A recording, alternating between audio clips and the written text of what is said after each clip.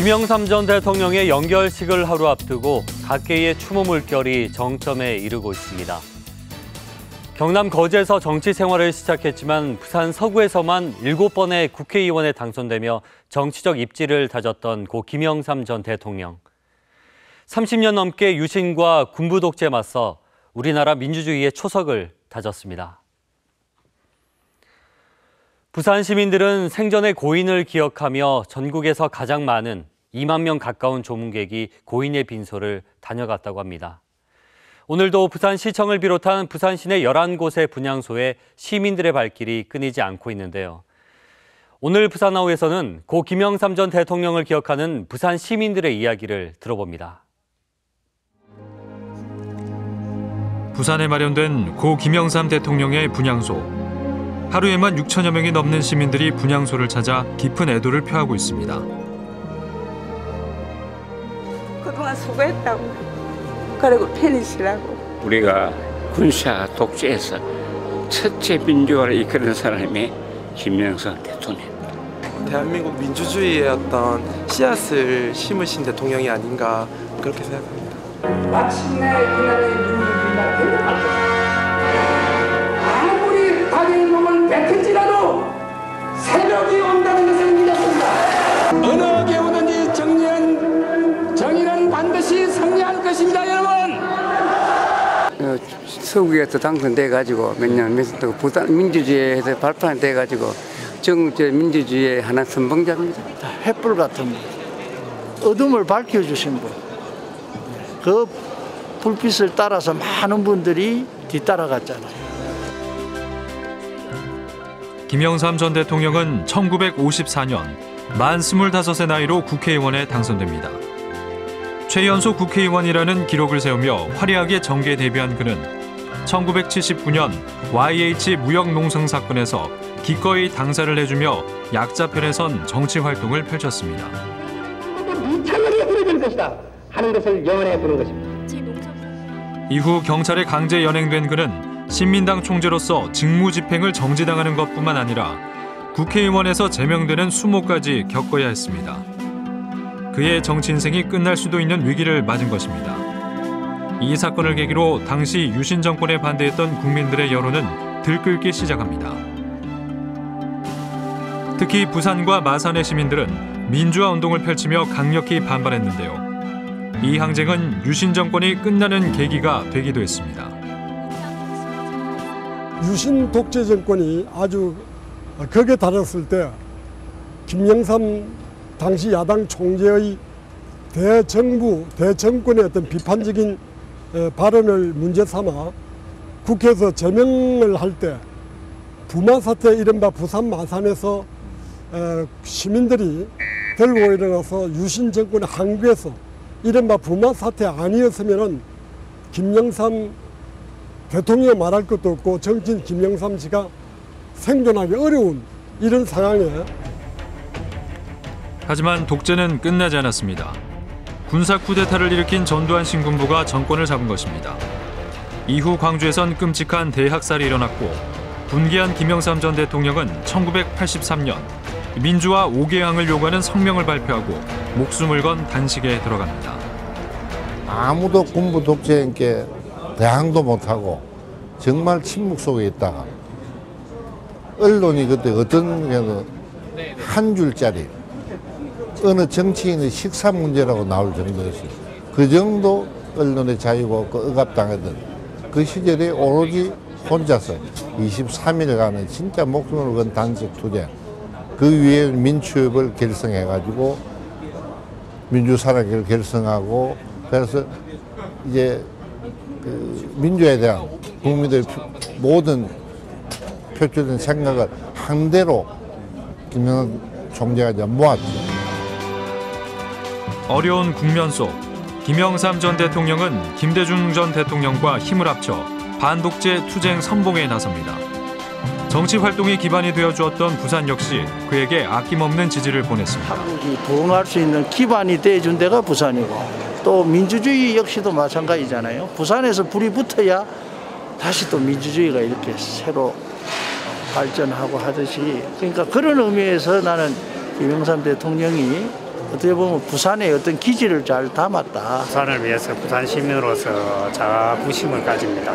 선거 유세 때 우리 수영만까지 갔었거든요. 수영만 그때 100만 인파가 모였다고 했습니다.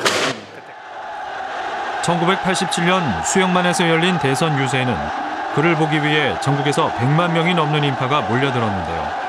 당시 인기가 얼마나 대단했는지 알 수 있습니다. 오늘 이렇게 김영삼이가 박정희로부터 전두환 정권으로부터 압살당하는 가운데도 죽지 아니하고 다시 살아서 여러분들 앞에 서리라고 꿈에도 생각하지 못했습니다. 하지만 1987년 대선에서 김대중 전 대통령과 후보 단일화에 실패하며 군사정권의 수명을 연장시키는 결과를 초래했습니다. 이후 그는 국민들의 열망과는 다른 길을 걸었습니다. 1990년 3당 합당을 통해 스스로 군부 독재 세력과 손을 잡은 겁니다. 밀실 야합이라는 비난 속에 그와 함께했던 동지들이 떠나기도 했습니다.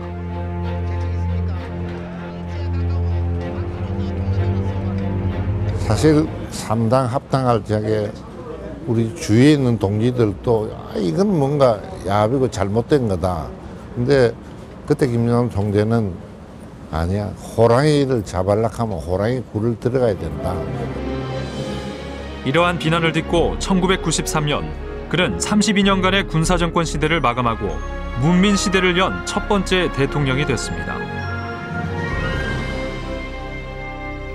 탄생되는 정부는 민주주의에 대한 국민의 불타는 열망과 취임 이후 그는 군사정권과의 고리를 끊기 위한 노력을 시작합니다. 취임 10여일 만에 군부의 핵심인 하나회 세력을 모두 축출하는가 하면 전 대통령들의 비자금을 추적해 2명의 전직 대통령을 구속시키기도 했는데요. 당시 그의 지지율은 90%에 달했습니다. 한나라에 없었던 거, 군인들. 그거야말로 참 김 대통령 아니었으면 대한민국에 아마 할 사람이 없었을 겁니다. 역사 바로 세우기, 또 금융실명제 등등 뭐 지금 많은 가보다 업적이 많잖아요. 하지만 임기 말에는 외환 위기를 막지 못하고 IMF 사태를 겪어야 했습니다. 정치 인생에 또 한 번 위기를 맞은 시점. 연이어 차남 현철 씨가 비리 사건에 연루되자 김영삼 대통령은 국민들에게 사과하며 쓸쓸히 정치 무대를 떠났습니다. 매사에 조심하고 바르게 처신하도록 가르치지 못한 것 제 자신의 불찰입니다. 김영삼 전 대통령 정말 사심이 없이 어떤 무슨 또 어떤 물질적인 무슨 추구를 한 분이 아니거든요. 오직 그 시대의 흐름이 어떻게 가느냐, 국민들이 그 시점에 가장 원하고 갈구하는 것이 무엇인가, 그것을 이렇게 찾아서 행동으로 정치를 하셨던 분이라고 생각합니다. 20년 가까운 세월이 지난 지금 김영삼 전 대통령의 분향소엔 그와 함께했던 또 그가 정계로 이끌었던 여야 정치인들이 한자리에 모여 있습니다. 그들은 역사 속에서 잊혀져 가고 있던 김영삼 대통령의 민주주의에 대한 뜨거운 열망을 다시 되새기고 있습니다. 국민을 의식하는 정치야말로, 국민의 눈을 의식하는 정치인이야말로 바로 바른 길을 걷는 정치요, 정치인인 것입니다. 그것을 하긴 하는데 나의 머리는 반백을 넘어섰습니다. 그러나 국민이 있기에 외롭지 않고 또한 절망하지 않겠습니다. 민주화운동의 큰 산이었던 거산 김영삼 대통령. 영면에 들어간 그가 마지막까지 전하고자 했던 메시지는 오직 국민과 함께하는 정치였습니다.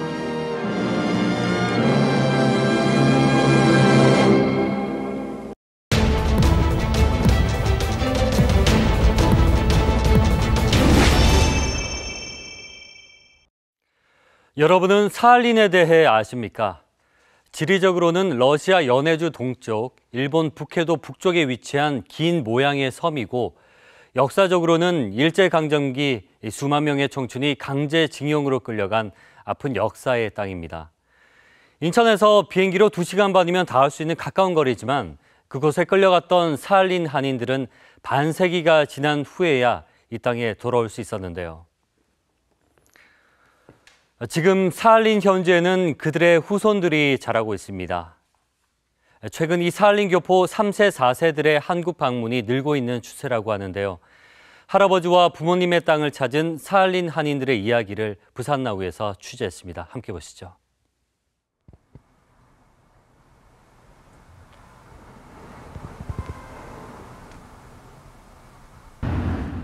내가요? 어떻게 말했으면 좋을런지 모르겠어요.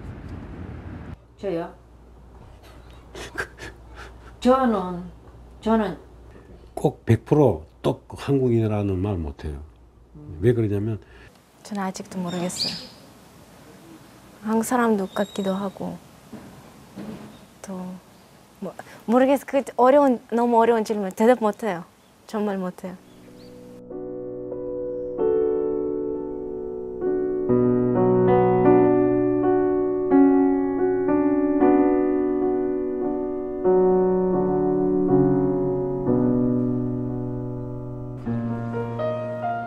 부산 남항.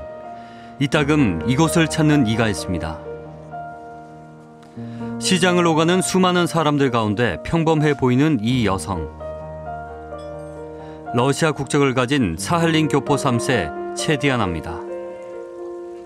자신이 태어난 조용한 도시 코르사코프와 사뭇 다른 이곳의 활기가 디아나는 마냥 신기합니다. Он сказал, что это самый большой рынок в Пусане. Но я не очень люблю рыбу. У нас на Сахалине тоже рыбы много. И папа очень любит рыбалку. И каждый раз он рыбачит почти круглый год. 사할린의 항구 도시에서 나고 자랐어도 멍게를 난생 처음 본다는 디아나. 이 땅의 모든 것이 낯설고 생소하지만 돌아가신 디아나의 할아버지는 이 작은 멍게조차 그리워했다는 걸 디아나는 잘 알고 있습니다. Они очень хотели вернуться назад. При японцах к ним обращались плохо. Также, когда пришли русские, к корейцам тоже относились плохо, потому что у корейцев даже не было паспортов. И, как мой папа рассказывал, дедушка каждый день плакал. Он хотел вернуться домой, хотел на родину.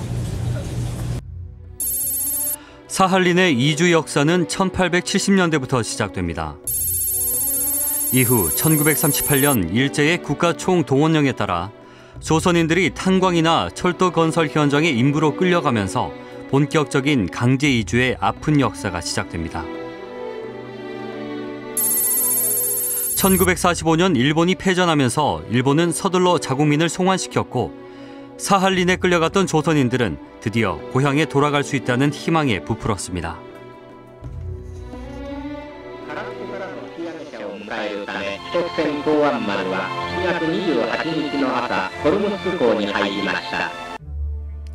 하지만 귀국선에 오를 수 있는 사람은 일본인뿐 조선인은 더 이상 일본인이 아니라는 이유로 귀국 대상에서 철저히 제외됐습니다.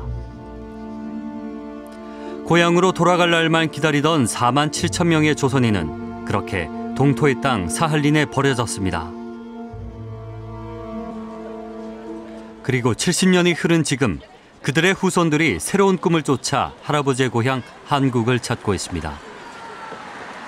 한국어를 배우기 위해 부산에 유학을 왔다는 디아나. 그녀의 이름에서도 사할린 한인의 기구한 역사를 엿볼 수 있습니다. 할아버지 성이 저라고 했는데 러시아어 이런 글씨 없어서 이렇게 저라고 여권에서 저라고 썼어요. 하지만 좀 시간이 지나서 이거 없어졌어. 그래서 채로 바꿨어요. 3대의 성이 제각각 다른 디아나의 가족. 조선인에서 일본인으로 또 러시아인으로 살아간 사할린 한인들의 굴곡진 삶을 디아나의 성은 말해주고 있습니다. 지난 2013년 부산으로 유학을 온 세 친구. 이들도 한국과 러시아 두 개의 이름을 가진 살린 교포 3세입니다. 산 좋고 물 좋고 얼씨구 좋다. 한국을 더 깊이 알고 싶어서 틈틈이 여행을 다니는 이들. 현재 회사원으로 혹은 프리랜서 통역가로 일하면서 지난 2년 동안 한국어 실력도 부쩍 늘었습니다. 덕분에 한국 친구들에게 자신이 이곳에 온 이유를 설명하는 것이 그리 어렵지 않습니다. 할아버지가 일본 강제징용 당했을 때 사할린으로 가서 정착했다고. 그 이후에 제 부모님이 태어났고 결혼하시고 제가 태어난 이유라고 그렇게 설명해요. 그럼 반응이 어때요? 보통 그러고 끝나요. 제 생각에 젊은 사람들은 관심이 없는 것 같아요. 한국 젊은 사람들이 그냥 계속 살다 왔으니까 뭐 이 환경에서 그래서 정확하게 어떤 고통인지 어떤 어려움을 겪었는지 뭔가 왜 이렇게 됐는지 끝까지는 이해를 잘 못하니까. 한국 전쟁과 분단 그리고 냉전의 시대를 거치며 이 땅은 사할린 한인의 존재를 점점 잊어버렸지만 그들은 단 한순간도 귀향의 꿈을 포기하지 않았습니다. 1988년 서울 올림픽을 계기로 구소련과 우리 정부의 교류가 물꼬를 트면서 모국 방문의 기회가 급물살을 타기 시작합니다. 이후 1994년 한일 적십자사를 통해 첫 사업을 실시, 2000년 안산 고향마을을 필두로 지금까지 4천여 명의 사할린 동포가 고국의 품에 안겼습니다. 반세기도 훨씬 지난 세월만큼이나 그리워했던 고향 땅은 더 이상 옛 기억 속의 정다운 풍경이 아니었습니다. 사할린 한인들은 또다시 낯설고 새로운 환경에 적응해야만 했습니다. 영주 귀국하신 1세들은 좀 여기서 적응을 못하고 많이 돌아가시는 것도 들었어요. 우리는 여기서 막 하루 종일 열심히 일을 하고 조금밖에 못 받는데 너희들은 여기 와서 국가에서 그냥 주는데 혜택을 받고 또 더 이상 또 오는 소리를 왜 하느냐 이렇게 하시는 말씀을 하시는 분들이 많아요. 평생 수곤이었던 영주 귀국이었지만 고향의 품은 생각만큼 따뜻하지만은 않았습니다. 더구나 한인 1세만 국한된 귀국 조건은 또 다른 이산 가족을 만들었습니다. 할머니, 할아버지들이 사할린에 오게 되면서 한국에 남아있는 친척들이랑 좀 떨어지게 되었잖아요. 근데 이번에는 할머니, 할아버지들이 다시 한국에 가면은 또 할머니, 할아버지들과 자기 딸, 아들이랑 또 떨어지게 돼요. 그래서 한편에서 보면은 좋은 점이에요. 드디어 뭐 고향에 가서 뭐 내 땅이다 이렇게 느낄 수 있지만은 근데 자식들이 다 또 러시아에 있어요. 또 반대 방향으로 뭔가 이제 상황이 됐어요. 2009년 사할린에서 영주 귀국한 사할린 동포 120명이 살고 있는 정관의 한 아파트. 김용덕, 유기순 부부는 부모님의 고향이란 이유로 망설임 없이 영주 귀국을 선택했습니다. 그런데 막상 귀국을 하고 보니 TV를 보며 무료하게 시간을 보내는 일이 하루 일과가 됐습니다. 제일 마음이 좀 짱하고 이렇게 하는 거는 제 자식들이라면 손주들 거기 놔두고 가지고 뭐 보고 이러고 하는 거. 뭐 지금 스카이프로 뭐 보고 뭐 해도 그 직접 보는 거 하고 이거 뭐 그 사진으로 TV로 보는 거 하고 뭐 이거 다 다르지 뭐 아무래도. 스라에 2남 1녀 6명의 손자를 둔 부부는 러시아에 남겨두고 온 아이들과 함께 사는 것이 소원입니다. 하지만 한국 문화를 접할 기회가 없었던 자녀들이 한국에서 살아가기란 현실적으로 매우 어려운 일입니다. 한국에 와가지고 뭐 오고 싶은 마음은 있지만 와가지고 자기들이 직업이 없잖아요. 여기 오면 아무래도 말을 배워야지, 글을 배워야지. 그거 좀 문제가 뭐 많이. 바로 이웃에 살고 있는 또 다른 사할린 동포 가정을 찾았습니다. 이 부부는 영주 귀국자에게 지급되는 지원금에도 문제가 있다고 말합니다. 우리는 60만 원, 50만 원, 어떤 데는 50만 원밖에 안 나와요. 적절한 50만 원 가지고 한 달 먹고 살아야 되죠. 그냥 먹는 것만 됩니까? 뭐 이런 옷이라도 한 가지라도 뭐 사 입어야 될 때도 있고 그때 있으니까. 영주 귀국한 사할린 한인에게 지급되는 생활비는 한 달에 약 85만 원 정도. 하지만 기본적으로 지출되는 아파트 임대료와 관리비, 전화요금, 통신비를 빼고 나면 겨우 50만 원 정도가 남는데 이 돈으로 두 사람이 한 달을 살아야 합니다.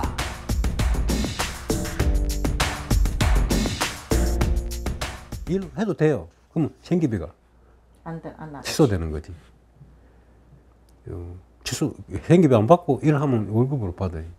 그러면 그거는 돈만 딱 되면 되는데 일단 보험도 없어져요. 박철야 씨는 영어와 러시아어, 한국어까지 능통해 러시아에서 통역관으로 일했지만 지금은 어디에서도 일하지 못하는 신세입니다. 정권의 사할린 동포를 대상으로 한 영주 귀국의 개선점을 조사한 결과 가족과 떨어져 사는 외로움과 기초생활만 가능한 생계비가 제일 큰 문제로 꼽혔습니다. 실제로 영주 귀국 후 외로움을 견디지 못하고 스스로 생을 포기하는 안타까운 사건들이 발생하자 사할린 동포들은 이런 문제점을 보완하기 위한 대책이 시급하다고 말합니다. 사할린 사람들을 위해서 어떤 특별법을 이렇게 올려놨는데 14년을 벌써 한 15년 이상. 15년. 그때 우리 처음 왔을 때 12년이라 했어 벌써. 그걸 선거 때 되면 그 문제를 빼가지고 우리 해준다 해놓고 선거 딱 끝나면 어디 밑에 들어가 버리고 없어요. 영주 귀국 대상을 확대하자는 사할린 특별법은 15년이 넘도록 아무런 결실을 맺지 못하고 표류 중입니다. 특히 이 사업의 중추적 역할을 해야 할 외교부가 미온적인 태도인데요. 외교부가 사할린 특별법 제정에 적극적이지 않은 이유를 물어봤습니다. 사실은 저희만이 아니고 그 정부 전 기관이 사실 내용별로 해가지고 조금씩 이견이 있더라고요. 이 다른 분들과의 형평성 문제라든가 이런 부분도 있어서 그게 사실 쉽게 결정할 수 있는 문제는 아닌 것 같습니다. 별도 사업 예산을 반영을 해가지고 뭐 투자를 한다든가 이렇게 해서 시행이 될 수 있는 부분도 있는 거라서 그거에 대해서 딱히 법만으로 이렇게 딱 답변할 수 있는 부분은 아닌 것 같습니다. 여기 이제 한인들 입장에서는 사할린 한인들을 지속적으로 돕고 있는 지구촌 동포연대는 이와 같은 외교부의 주장이 불합리하다고 말합니다. 사할린 같은 경우는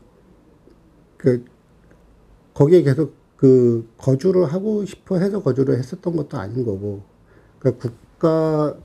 대부분의 이제 대한민국 국민임에도 불구하고 국가가 보호력이 미치지 못하는 어떤 이런 상황에서 계속 그렇게 방치돼 있었던 분들이었던 건데, 좀 그런 부분들에 대해서는 좀 역사적인 사안들을 감안을 해서 좀 대우를 그에 맞는 좀 대우를 해줘야 되는 것이 아닌가라는 생각입니다.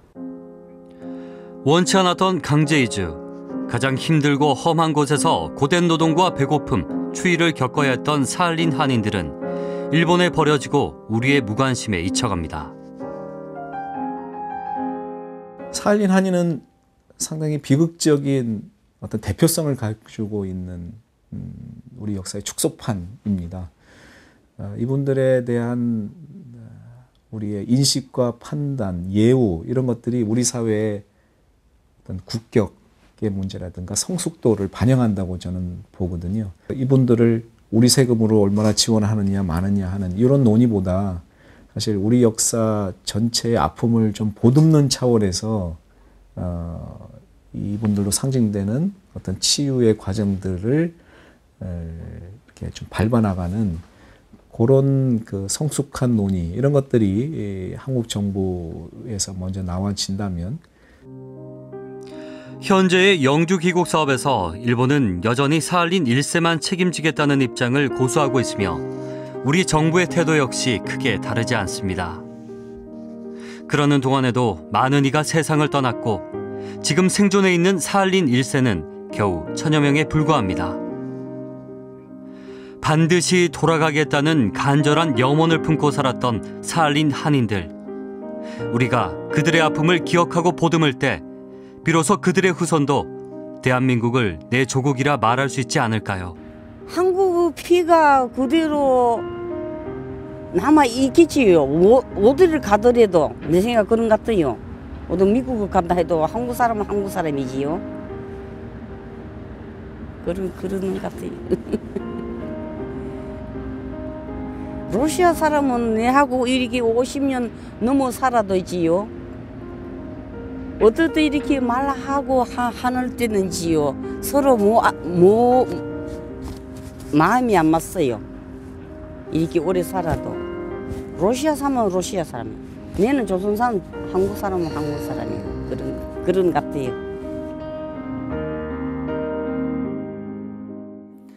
네, 현재 영주귀국 대상을 제한하는 지금의 영주귀국 사업에는 문제가 많아 보입니다. 무엇보다 이런 문제를 총괄하고 해결할 컨트롤 타워가 없다는 것이 제일 큰 문제인데요. 보시는 것처럼 일본과 러시아와의 교섭은 외교부가, 정착 지원은 보건복지부와 국토교통부가 담당하고 실무는 대한적십자사가 맡고 있는 상황입니다. 이렇게 7개의 부처가 업무를 나누고 대한적십자사가 위임을 받아 사업을 진행하다 보니 서로 이견이 많고 또 누구 하나 책임지려고 하지 않는데요. 비록 영주귀국 사업이 일본과 관련된 민감한 문제라고 해도 우리 정부가 더욱 적극적으로 문제 해결에 앞장서 주길 기대합니다. 우리 정부가 나서서 사할린 한인을 보호하고 예우할 때 일본과 러시아 정부도 이들의 목소리에 더 세심하게 귀를 기울일 것이기 때문입니다.